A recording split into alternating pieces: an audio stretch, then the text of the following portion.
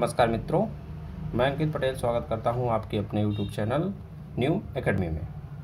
Friends, जैसा कि पिछले वीडियो में हमारे दादे सर ने आप लोगों को लेखपाल के परीक्षा योजना और पाठ्यक्रम के बारे में अवगत कराया है, तो उसी क्रम में आज हम जो है हिंदी के पाठ्यक्रम के बारे में चर्चा करेंगे। जैसा कि आप लोग स्क्रीन पे देख पा रहे हैं कि लेखपाल का सिलेबस जो है ये कुछ इस प्रकार से अधीनस्थ सेवा चयन आयोग ने दिया हुआ है, जो कि इस प्रकार है। जैसे कि इसमें पहला पार्ट है अपठित गद्यांश पर आधारित प्रश्न। अपठित गद्यांश पर आधारित प्रश्न है, मुहावरे और लोकोक्तियाँ हैं, वाक्यांशों के लिए एक शब्द है और वाक्य संशोधन वर्तनी से संबंधित इसमें प्रश्न होंगे। संधि होगा, समास, पर्यायवाची और अनेकार्थी शब्द, विलोम शब्द और जो है तत्सम तद्भव, और फिर इसमें जो है लिंग, वचन, कारक एवं काल से संबंधित प्रश्न पूछे जाएंगे। तो मित्रों, तो आज हम लोग उसी क्रम में एक टॉपिक को लेके आज स्टार्ट करने वाले हैं। ये जैसा कि आप लोग सिलेबस देख पा रहे हैं, यूपी SSSC ने इस सिलेबस को बहुत ही अच्छे ढंग से बनाया हुआ है। मतलब बहुत इसमें देखा जाए तो बहुत कुछ ज़्यादा बड़ा सिलेबस नहीं है, जैसा कि और सारे परीक्षाओं में पाठ्यक्रम को होता है। तो ये छोटा सा सिलेबस है। इस सिलेबस को हम लोग जो है 1.5 से 2 महीने में कंप्लीट करने की कोशिश करेंगे। तो उसी क्रम में आइए आज हम लोग जो है एक टॉपिक को लेके स्टार्ट करते हैं। जैसा कि ये टॉपिक है वाक्यांशों के लिए एक शब्द। आज हम इसी टॉपिक की चर्चा करने वाले हैं।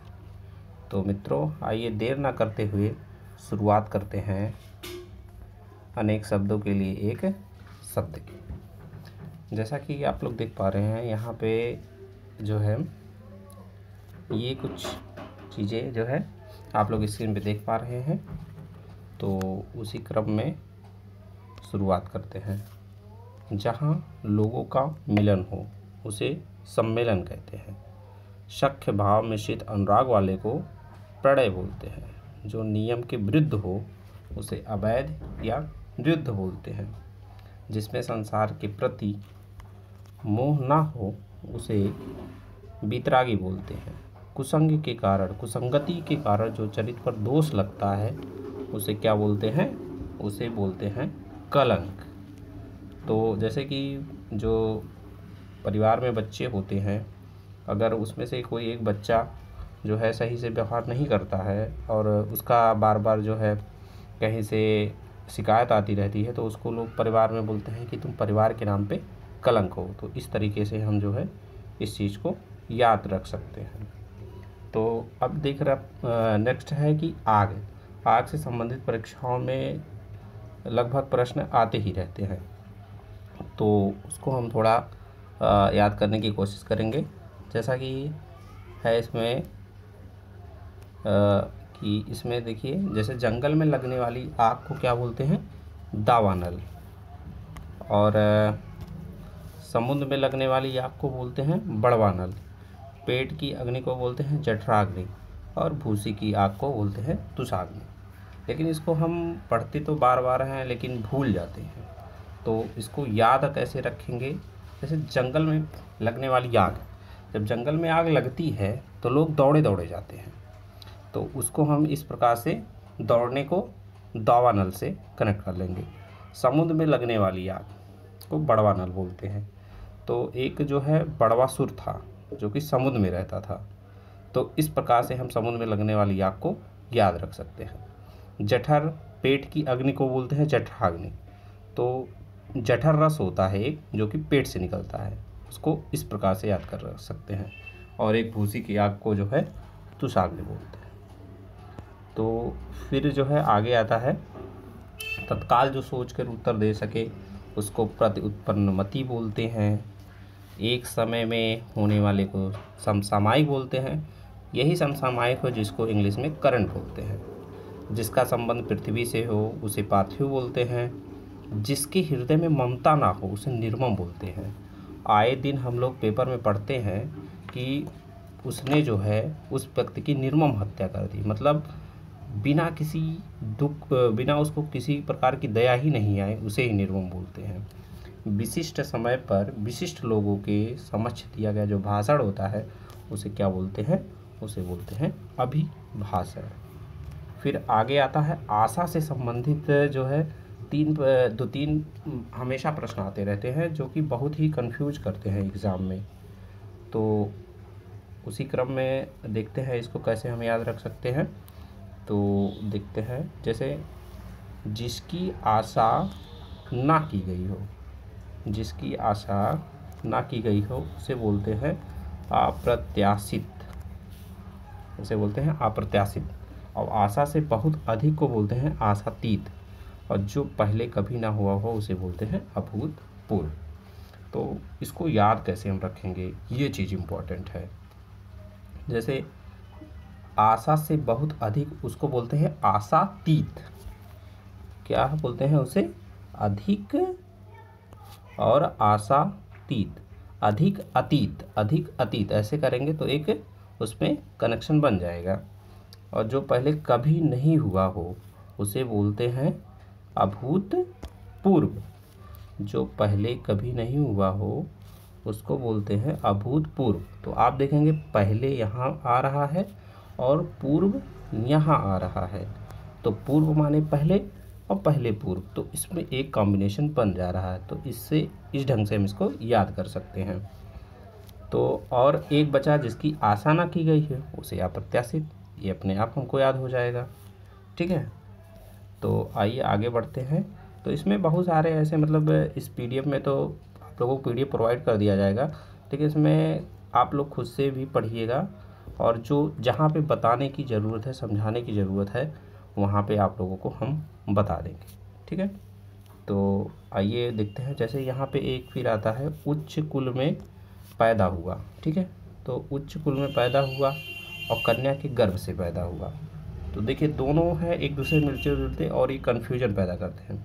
तो उच्च कुल में पैदा हुए को कुलीन बोलते हैं और कन्या के गर्भ से पैदा होने वाले को कानीन बोलते हैं। और एक क्वेश्चन फिर बार बार हमको देखने को मिलता है, वो है कि पर्वत की तलहटी से क्वेश्चन आता है कि पर्वत की तलहटी को क्या बोलते हैं और पर्वत के ऊपर की भूमि को क्या बोलते हैं। तो पर्वत की तलहटी माने मतलब जो पर्वत का नीचे वाला पार्ट होता है उसको उपतैका बोलते हैं, और जो पर्वत के ऊपर जो भूमि होती है उसको अधितैका बोलते हैं। ठीक है, और फिर यहाँ पे एक और इम्पोर्टेंट है, जैसा कि इम्पोर्टेंट है एक और, उसको हम देखते हैं।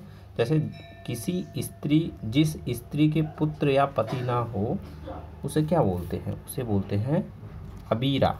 उसको क्या बोलेंगे? अबीरा। और मनमाना आचरण करने वाली स्त्री को अबीरा बोलते हैं। ठीक है, और फिर इसमें और है कि आदि से लेके अंत तक, आदि से लेके अंत तक, ये एक इम्पॉर्टेंट है, आदि से लेके अंत तक। और जिसका आदि ना हो, तो दोनों एक साथ पढ़िएगा। जिसका आदि ना हो उसको क्या बोलते हैं? उसको बोलते हैं अनादि। और आदि से लेके अंत तक, आद्यो पांत है, दोनों एक जैसे लगते हैं लेकिन दोनों में अंतर है। तो इस चीज़ को आप लोग ध्यान रखिएगा। तो आइए आगे बढ़ते हैं अगले पेज पे। तो यहाँ पे देखते हैं परे, ये भी क्वेश्चन बहुत आता है। तो यहाँ से बहुत बार क्वेश्चन पूछा गया है और हमेशा कन्फ्यूजन होता है, तो इसको हम कोशिश करेंगे कि अच्छे ढंग से हम लोग समझ लें और जिससे जो है गलती के होने के चांसेस बहुत कम रहें। जैसे जो इंद्रियों द्वारा ना जाना जा सके उसको अगोचर भी बोलते हैं और अतीन्द्र भी बोलते हैं। और जो वर्णना से परे हो उसको वर्णनातीत बोलते हैं। और जो इंद्रियों की पहुंच से बाहर हो उसे इंद्रियातीत बोलते हैं। और जो इंद्रियों के ज्ञान से परे हो उसको भी इंद्रियातीत बोलते हैं। तो ध्यान रखिएगा, जो इंद्रियों द्वारा ना जाना जा सके या गोचर ना हो उसे अगोचर बोलते हैं।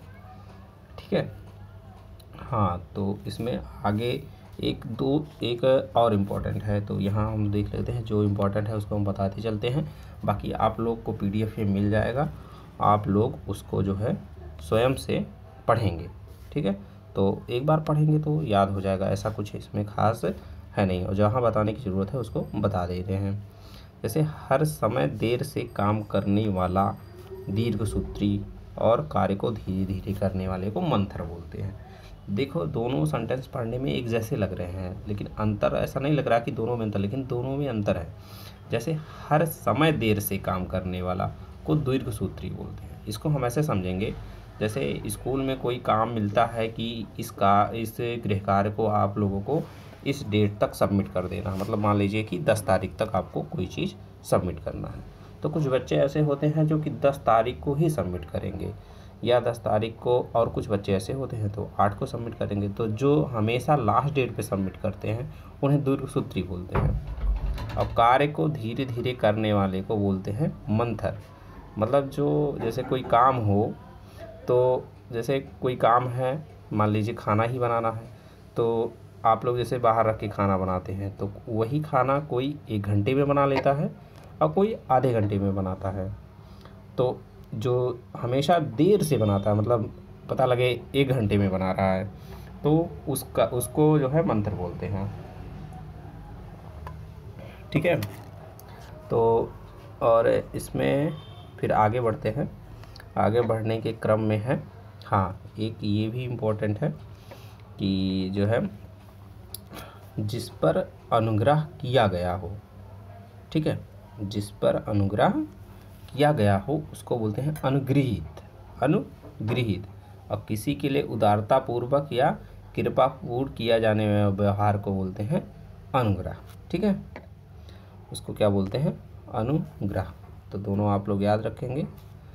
तो ठीक है मित्रों, आशा करता हूँ कि आप लोगों को इस वीडियो से ज़रूर कुछ नया सीखने को मिला होगा। अगर आपको लोगों को लगता है कि जो है इस वीडियो में कुछ सुधार करने की ज़रूरत है, तो आप लोग जो है कमेंट बॉक्स में अपने सजेशन दे सकते हैं। हम आने वाले वीडियो में जो है उसको सुधार करने की कोशिश करेंगे, और जो है आप लोगों के कमेंट का हमको इंतज़ार रहेगा। Please like, share and subscribe our YouTube channel. Thank you. जय हिंद, जय भारत, वंदे मातरम।